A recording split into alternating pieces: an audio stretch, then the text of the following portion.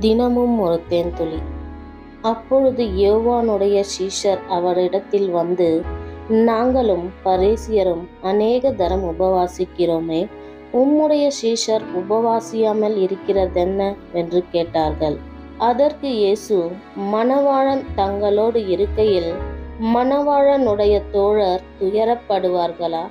மணவாளன் அவர்களை விட்டு எடுபடும் நாட்கள் வரும், அப்பொழுது உபவாசிப்பார்கள். ஒருவனும் கோடித் துண்டை பழைய வஸ்திரத்தோடு இணைக்க மாட்டான். இணைத்தால் அதனோடு இணைந்த துண்டு வஸ்திரத்தை அதிகமாய் கிழிக்கும், பீறலும் அதிகமாகும்.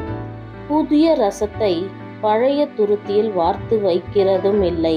வார்த்து வைத்தால் துருத்திகள் கிழிந்து போகும், ரசமும் சிந்தி போகும், துருத்திகளும் கெட்டு போகும். புதிய ரசத்தை புது துருத்தியில் வார்த்து வைப்பார்கள், அப்பொழுது இரண்டும் பத்திரப்பட்டிருக்கும் என்றார்.